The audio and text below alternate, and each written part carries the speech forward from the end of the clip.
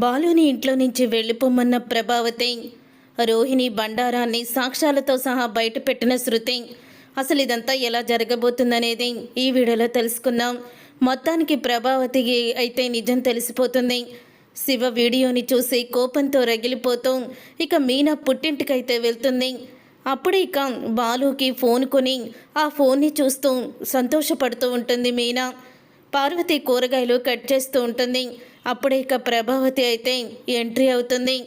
ఇక ప్రభావతి వచ్చి, ఏంటి వంట చేయడానికి కూరగాయలు కోస్తున్నావా? అసలు మీకు తిండి ఎలా తినబుద్దవుతుంది?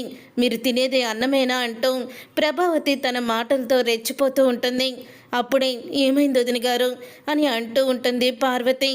అప్పుడే ఇక పక్కనే కూర్చొని ఉన్న మీనా పక్కన కూర్చొని ఉన్న శివని కాలర్ పట్టుకొని, రే నువ్వు ఎలాంటి వాడువో నాకు ఇప్పుడే తెలిసిందిరా. నిన్ను ఏం చెయ్యాలో అదే చెయ్యాలి. నిన్ను ఎలా కొట్టాలంటే చెప్పు తీసుకొని కొట్టినా నిన్ను తప్పులేదురా అంటూ తన చెప్పు తీసుకొని ఇక శివనైతే కొడుతుంది. అది చూసి ఇక మీనా పార్వతి అందరూ కూడా షాక్ అయిపోతూ ఉంటారు. అప్పుడే ఇక అంటూ ఉంటుంది, మీనా అత్తయ్య ఎందుకు నా పుట్టింటిని ఇలా అవమానిస్తున్నారు అని అడుగుతూ ఉంటుంది మీనా. నీ పుట్టింటి వాళ్ళు చేసిన పని అలా ఉంది. మరి నీ తమ్ముడు ఏం చేశాడో తెలుసా? ఆ రోజు నా దగ్గర 1,00,000 రూపాయలు కొట్టేసింది నీ తమ్ముడు శివాని అని నిజాన్ని బయట పెడుతుంది ప్రభావతి.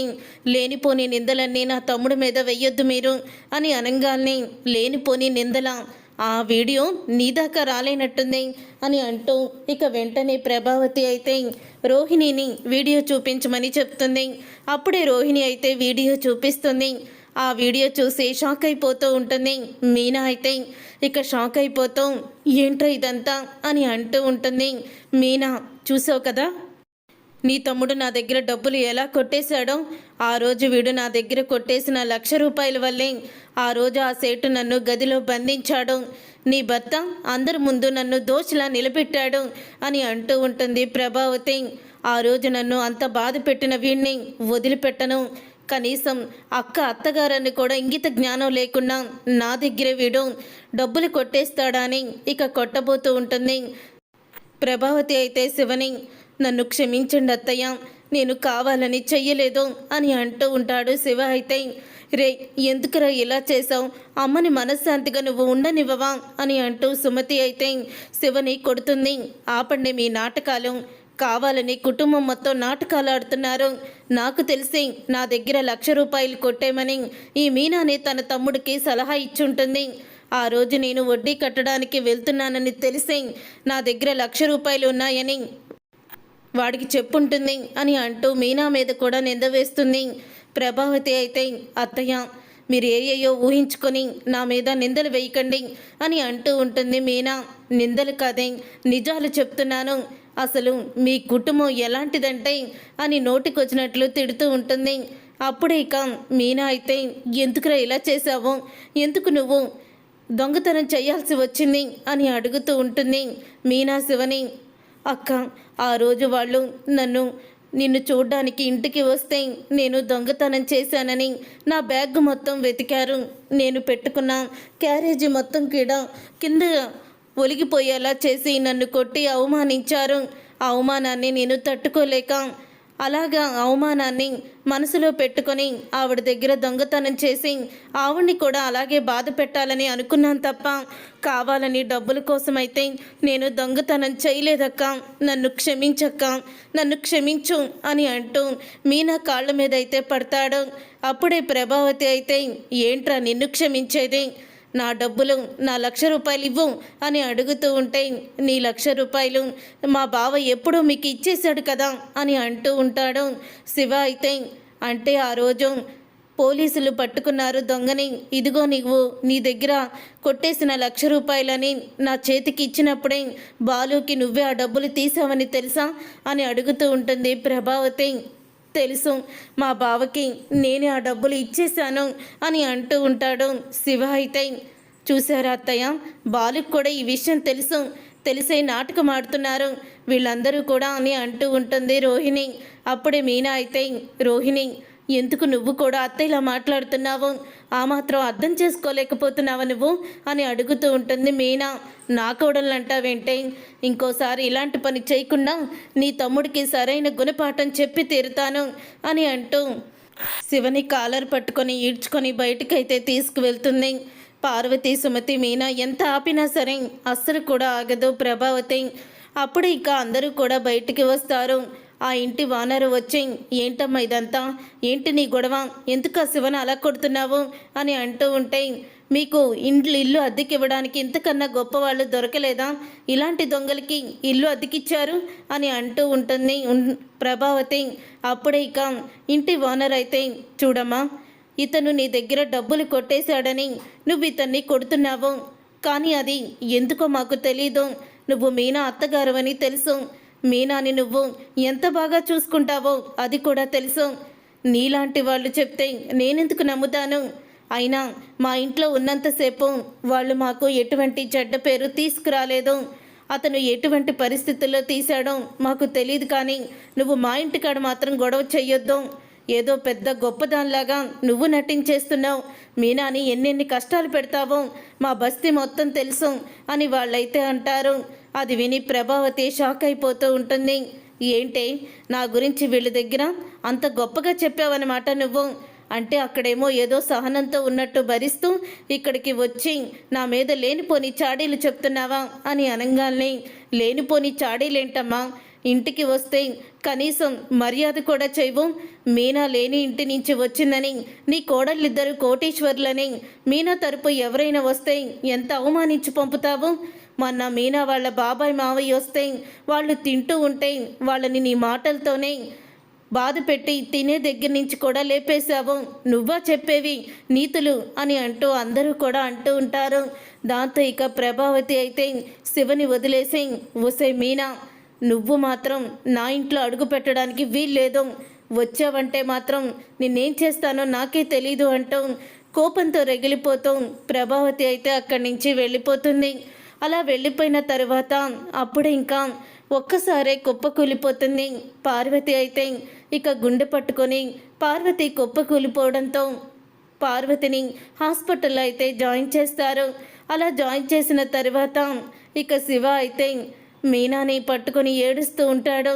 నేను ఇప్పుడు పూర్తిగా మారిపోయానక్క, ఆ రోజు కావాలని చేయలేదు ఇదంతా అని అంటూ ఉంటే, రే అంటే మీ బావకి ముందే తెలుసా అని అంటూ ఉంటే, అవునక్క, బావ ఫోన్లోనే ఆ వీడియో ఉంది అని అంటూ ఉంటాడు శివ.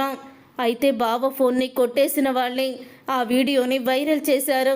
అసలు బావ ఫోన్ కొట్టేసి వీడియోని వైరల్ చేయాలని ఎవరు అనుకున్నారు అని అనుకుంటూ ఉంటుంది మీనా.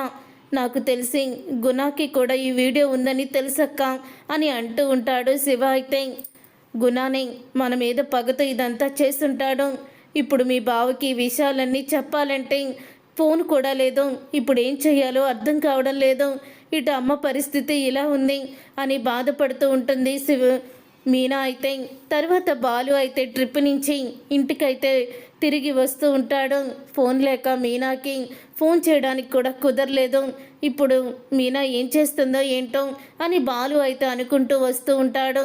ఇంతలో ప్రభావతి ఇంటికి వచ్చేసరికి వీడియో చూసి సత్యం, శృతి, రవి అందరూ కూడా షాక్ అయిపోతూ ఉంటారు.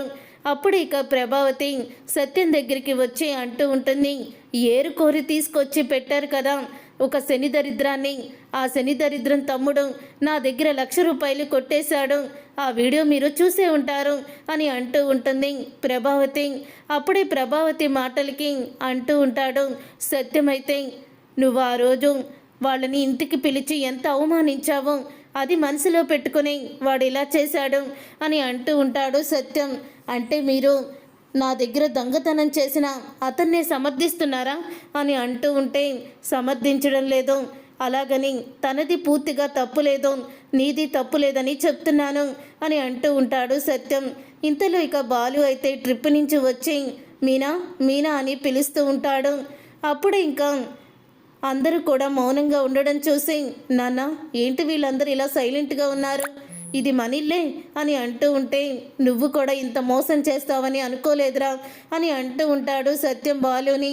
ఏమైంది నాన్న అని అంటూ ఉంటాడు బాలు. ఏమైందేంట్రా, మీ అమ్మ దగ్గర 1,00,000 రూపాయలు కొట్టేసింది. శివ అని ఎందుకు నా దగ్గర నిజాన్ని దాచిపెట్టావు? ఆ నిజాన్ని దాచిపెట్టి ఎందుకు ఇన్ని రోజులు మమ్మల్ని మోసం చేశావు అని అంటూ ఉంటాడు సత్యం. అప్పుడు ఇక ఆ మాట విని ఒక్కసారే బాలు షాక్ అయిపోతూ, ఏం మాట్లాడుతున్నావు నాన్న అని అంటూ ఉంటే, శివ వీడియో వైరల్ అవుతుందన్నయ్య. అమ్మ దగ్గర బైక్ మీద ఆ గుణాలతో కలిసి డబ్బులు కొట్టేసింది. మొత్తం సోషల్ మీడియాలో ఆ వీడియోని హల్చల్ చేస్తుంది అని అంటూ ఉంటాడు రవి. ఇక ఆ వీడియోని చూసి షాక్ అయిపోతూ ఉంటాడు బాలు. అయితే నా ఫోన్లో ఉన్న వీడియో ఎలా వచ్చింది బయటికి?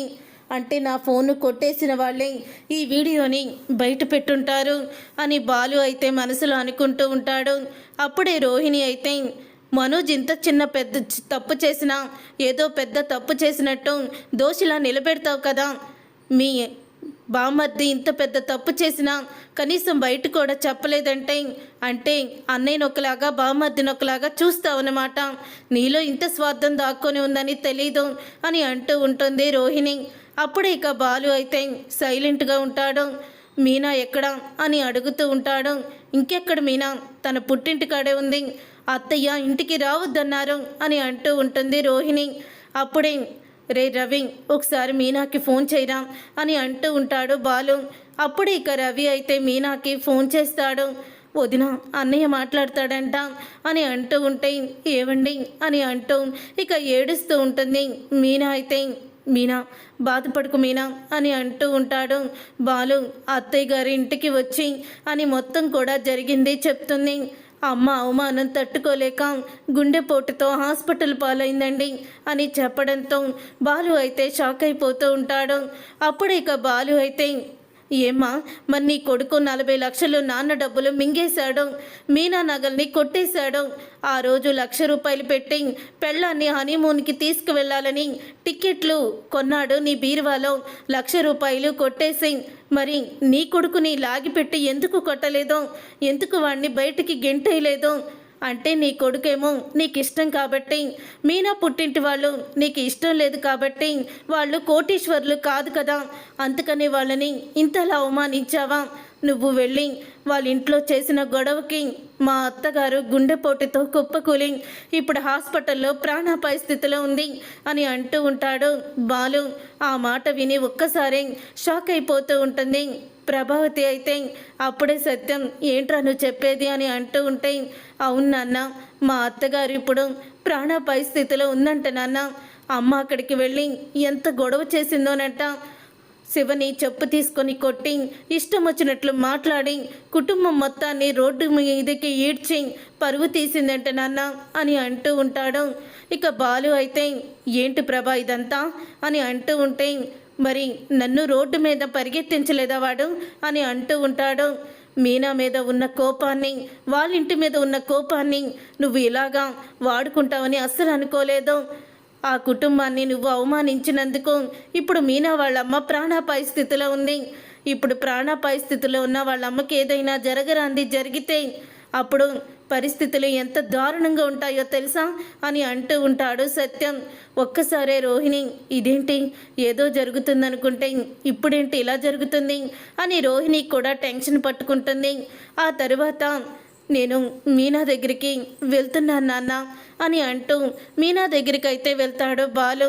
తర్వాత ఇక రోహిణి అయితే గదిలోకి వస్తుంది. రోహిణి గదిలోకి వచ్చి అప్పుడే ఇక విద్యకైతే ఫోన్ చేస్తుంది.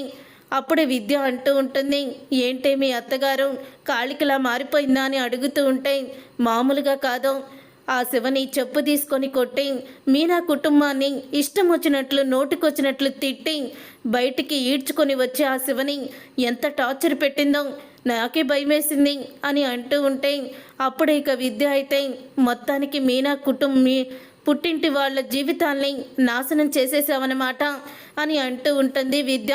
ఏంటి నేను నాశనం చేసేది, ఆ శివగాడు చేసిన పనికి అని అంటూ ఉంటుంది రోహిణి. అయితే నువ్వు బాలు ఫోన్ని తీసుకువెళ్ళి ఆ గుణాగాడికి ఇచ్చినందుకే కదా ఇదంతా జరిగింది అని అంటూ ఉంటుంది. అప్పుడే ఇక ఆ మాట విని ఒక్కసారే షాక్ అయిపోతూ ఉంటుంది రోహిణి. ఇంతలో ఇక శృతి అయితే అటువైపుగా వెళ్తూ విద్యతో ఫోన్లో మాట్లాడుతూ ఉన్న రోహిణిని చూస్తూ ఉండుతుంది. మరేం చేయమంటావు? ఆ బాలు మీనా నా జోలికి రాకుండా ఉండాలంటే వాళ్ళకి ఏదో ఒక సమస్య తీసుకురావాలి. అందుకనే నేను ఈ సమస్యని తీసుకొచ్చాను. బాలు ఫోన్ని కొట్టేసి ఆ గుణగాడి చేతికి ఇచ్చాను అని అంటూ ఉంటుంది రోహిణి. అప్పుడే ఇక బాలు ఫోన్ని కొట్టేసి వీడియో బయటికి రావడానికి కారణం రోహిణి అని నిజం తెలుసుకుంటుంది శృతి. తన ఫోన్తో వీడియో కూడా తీస్తూ ఉంటుంది రోహిణి మాట్లాడే మాటలు. కానీ ఇప్పుడు మీనా వాళ్ళమ్మ చావు బతుకుల మధ్య ఉందట అని అనగానే విద్య షాక్ అయిపోతాం. ఏం మాట్లాడుతున్నావే నువ్వు అని అంటూ ఉంటే మా అత్తగారి దెబ్బకి ఆవిడ గుండె పొట్టుతో హాస్పిటల్ పాలయ్యింది అని అంటూ ఉంటే అవునా, ఎంత పని చేసావే, ఆవిడకి ఏదైనా జరగరాంది జరిగితే ఆ పాపం నాకు కూడా చుట్టుకుంటుంది. ఎందుకంటే నువ్వు చేసే పాపాలకి సగభాగం నేను కూడా ఉన్నాను కదా అని అంటూ ఉంటుంది విద్య.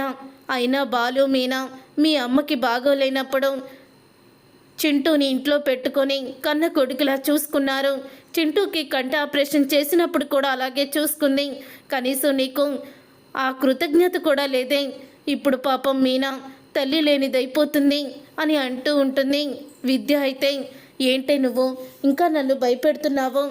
అసలే ఆ బాలుగాడు ఫోన్లో ఉన్న వీడియో ఎక్కడో వైరల్ అవ్వడానికి నా ఫోన్ కొట్టేసిన వాళ్ళే అని అతనికి తెలిసిపోయింది. ఇప్పుడు మీనా కోసమని వెళ్ళాడు. అత్త ఏమో ఇంట్లోకి రానివ్వడం లేదు. ఇప్పుడు వాళ్ళిద్దరూ కూడా బయటికి వెళ్ళిపోతారు. ఇక వెళ్ళిపోతే నా గురించి పట్టించుకోవడం మానేస్తాడు బాలు. నేను కోటీశ్వరరాల్ని కాదని, నాకు ముందే పెళ్ళయిందని, చింటూ ఏ నా కన్న కొడుకు అని ఎక్కడ నిజం చెప్పేస్తాడా అని నాకు భయమేసేది.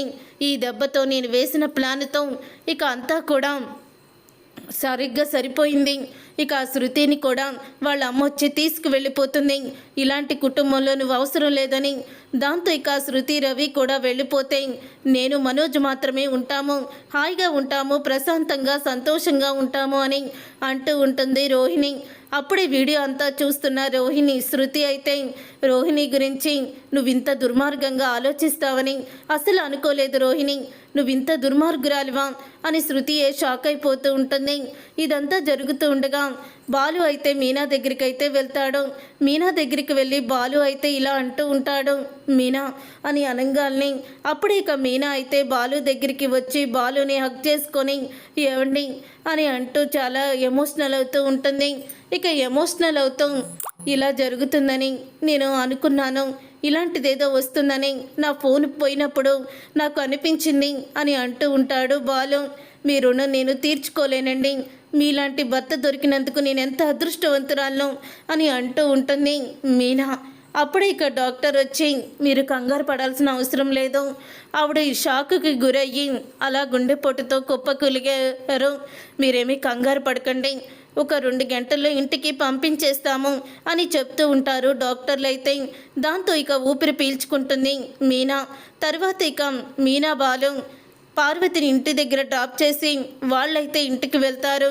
అలాగా మీనాని తీసుకువస్తున్న బాలుని చూసి ప్రభావతి అయితే ఆగండి, ఎక్కడికి, మీరు లోపలికి వచ్చేది అని అడుగుతూ ఉంటే అది అత్తయ్య అని అంటూ ఉంటుంది మీనా.